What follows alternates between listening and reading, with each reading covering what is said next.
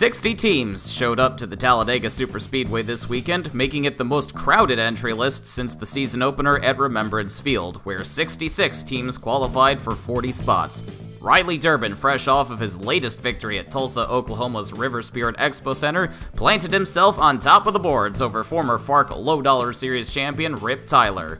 Daniel Leckliter's frustrations continued after finishing outside the top 20 in his last two races, as the FARC veteran and the driver 9th in points coming into this race never found a good group to draft with and failed to qualify for the feature, along with 19 others.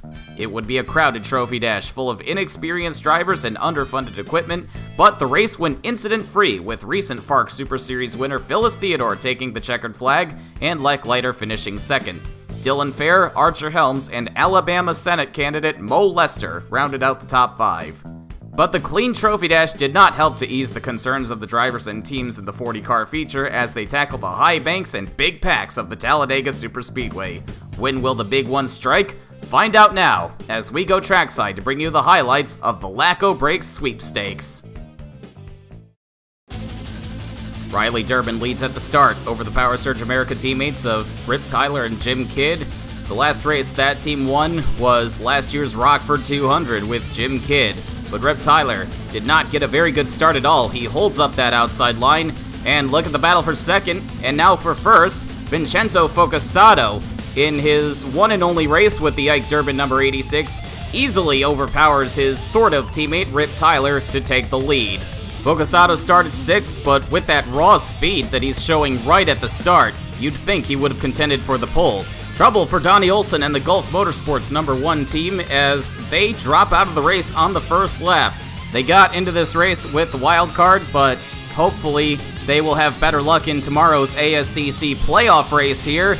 And now Anthony Griffith suffers the same fate. His engine blows up on the first lap. He was 4th in points coming into this race. Now, with such a heavy focus on short track racing in the FARC Low Dollar Series and FARC racing in general, these teams are not used to setting up their cars and their engines to run well over 180 miles an hour. The teams running in the top 20 right now appear to have figured that out, and they've broken away from the rest of the field. Everyone else who hasn't figured it out has fallen behind, or in the cases of Donnie Olson and Anthony Griffith, have fallen out on the first lap. And strangely enough, the defending champions, Billy Ray Smith-Thompson and the number 42 Pearson Sweeney Motorsports team, have been among those teams to have missed their setups. He's struggling right now, running in 32nd in the middle of the second pack of cars that have fallen behind the leaders. But it could be worse. He qualified 33rd, but fell all the way back to second to last on the track, and he has started to work his way forward. Meanwhile, in the middle of the lead pack are Smith-Thompson's points rivals, 3rd place Chuck Johnson and points leader Mark Thompson, who you see hanging around the back of this lead group. Chuck Johnson has really fallen into a hole these past few weeks with disappointing finishes, while Billy Ray Smith-Thompson and Mark Thompson have thrived for the most part. And it looks like Rip Tyler has more problems than just his poor launch at the green flag. He has not really gotten up to speed, and he's about to be swallowed up by the second pack, led by Truman Ellison. Those two almost get together. That's something that's a bit more okay on a short track, but definitely not here at Talladega while you're going 185 miles an hour. These drivers with very different experience levels running in big groups like this have been quite the concern this weekend, but they've kept it clean so far. But now we have another casualty as Silas White drops out of the race with a blown engine. Silas White impressed in his debut in Elko, Minnesota last year, finishing 2nd, but when he and his family-owned team elected to run more races this year, they've really struggled. Meanwhile, 16 laps in, and Vincenzo Focasato has remained untouched. A few years ago, Focasato was poking around in the FARC Low Dollar Series, but then his career took some interesting turns. As the son of Italian immigrants, he had some connections in Europe that gave him the opportunity to race full-time in Dash Cup over there, and this year he's driving full-time in Formula B. He's had this race circled on his calendar in FARC, though, as Formula B just returned to the States. They'll be in Austin, Texas in a couple of weeks. But now John Dilks peels off for our first round of green flag pit stops, which we rarely see on an oval in FARC racing. These drivers deserve a lot of credit for keeping the race clean for over 20 laps, which is a huge accomplishment, especially at a place like Talladega. Vincenzo Focasato, Chuck Johnson, and several of the other leaders come in on the next lap. That same lap, much further behind, Tony Long, Monica Rook, and Winston Orwell pit. But Orwell is clobbered by Kerry Fenton, who is coming in way too hot, and we've got a small pileup in the pit lane, and it appears to have involved our pole sitter, Riley Durbin. A lot of these drivers are making the first high-speed pit stops of their careers. Kerry Fenton is one of them, and it's really unfortunate that these drivers have misjudged their braking points. Riley Durbin got into the back of Liam O'Connor, and that is going to take him out of the race. Durbin was running third at the time, and Fenton, unsurprisingly, dropped out as well. That was a huge hit to the back of the 84, but we had no caution. Carl Hampton and Mariano Zavala, you just saw, were the last of the leaders to pit, and Carl Hampton gets out ahead of everybody else with Zavala behind him, but lurking in the back is Vincenzo Focasato, who appears to be just as fast as he was during the first run. You could say Mariano Zavala and Vincenzo Focasato have unfinished business at Talladega. Zavala finished second here a few years ago, and in 2016, Focasato scored his first career pole here, but was unable to turn it into a win. And the very distant battle for fourth is between Ryan Bolden, Chuck Johnson, Mark Thompson, and Harry Asinola, who barely missed that pit road pileup. Ryan Bolden is making just his fifth start of the year, and he's been competitive more often than not, leading laps and finishing in the top 10 at both Fort Worth and Delaware.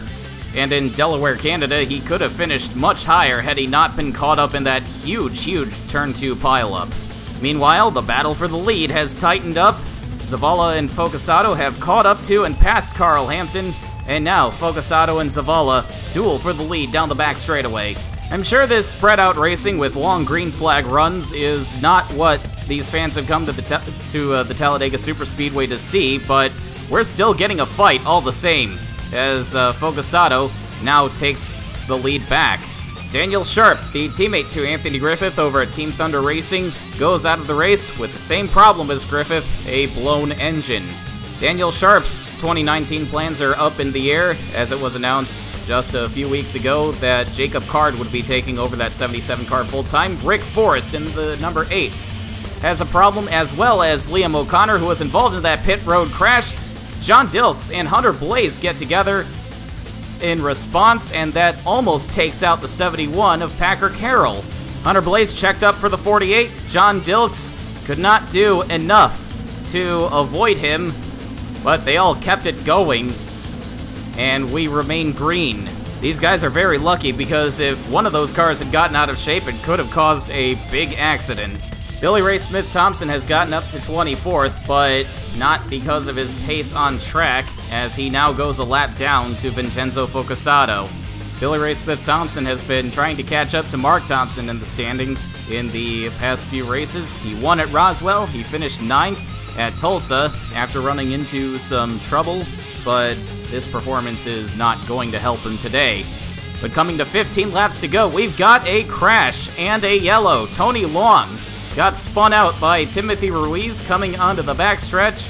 Long was running a lap down to Ruiz, not the kind of performance he wanted, because he had been saying on social media prior to this race that he was really looking forward to this one, but SWH Racing as a whole have struggled this year. That 51 car for the team won here in 2016.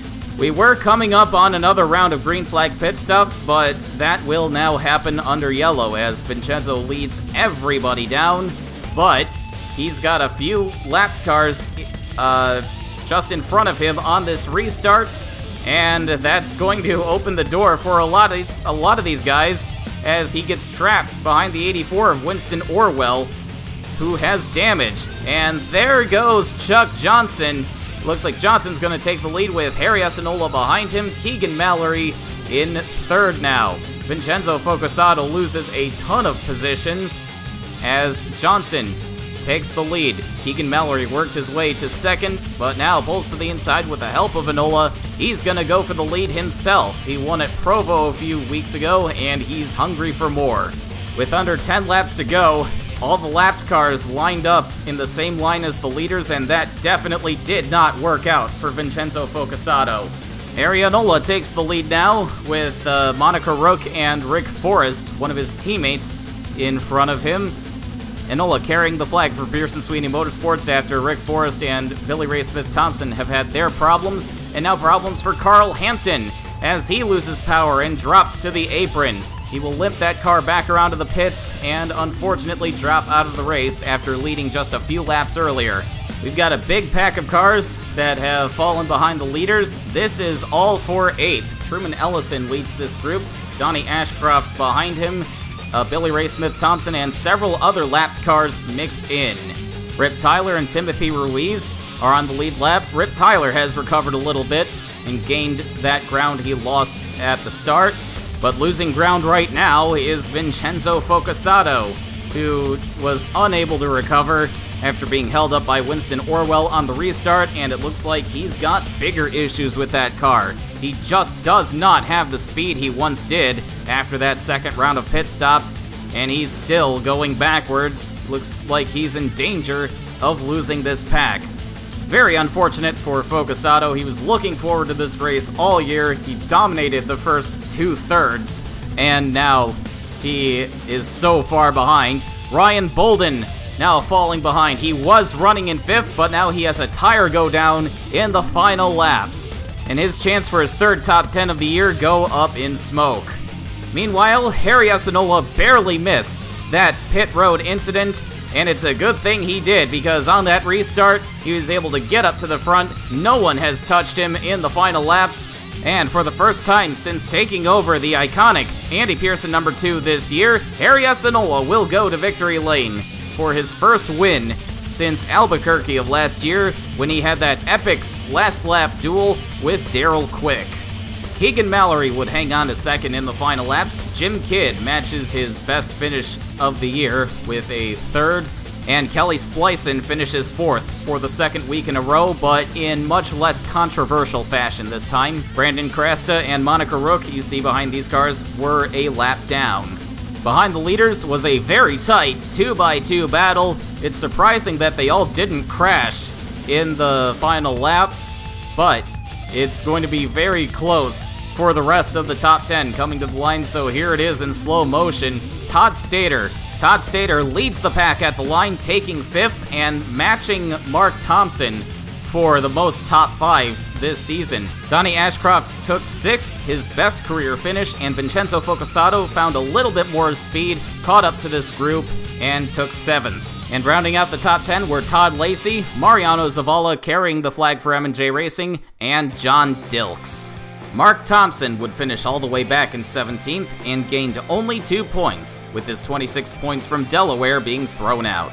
That said, he does pull away from Billy Ray Smith-Thompson by 2 points, as Smith-Thompson's 22 points from his dismal 23rd place finish today were thrown out. Chuck Johnson continues to remain 137 points behind Mark Thompson, as he only gained 2 points overall as well with a 13th place finish today, while his 18th place points from Roswell were wiped. Todd Stater overtakes Anthony Griffith in the standings after Griffith blew up on the first lap. Jim Kidd remains 6th, while Harry Enola leaps to 7th with his victory. Michaela Perry-Jones skipped this race and was moved back to 8th. Riley Durbin is now tied with Patrick Carroll for 9th, but Durbin easily takes the tiebreaker with his 2 wins, while Carroll remains winless this season. Daniel Eckleiter finished 2nd in the Trophy Dash, but his 4 points from that race were wiped, so he remains with 416 points. Truman Ellison finished 16th today, and with only 8 races under his belt, he has kept all of his points and moves to 12th. Zach Webster moves up to 13th, while Rip Tyler falls from 11th to 14th. Carl Hampton, after dropping out of the race during the last run, drops to 15th. Only 2 race weekends remain in the FARC Low Dollar Series season. Next up is the C9 Antifreeze 99 at the Chicago Motor Speedway in Cicero, Illinois, headlining a full weekend of racing that will include the FARC Larry Lemon Super Series and FARC Truck Series finales. Mark Thompson looks to maintain his points lead, but the Smash Beer Oktoberfest Nationals at the end of the season will be an entirely different animal, and details on that race will be coming very soon. Until then, you can catch all the highlights right here on the FARC Racing Network.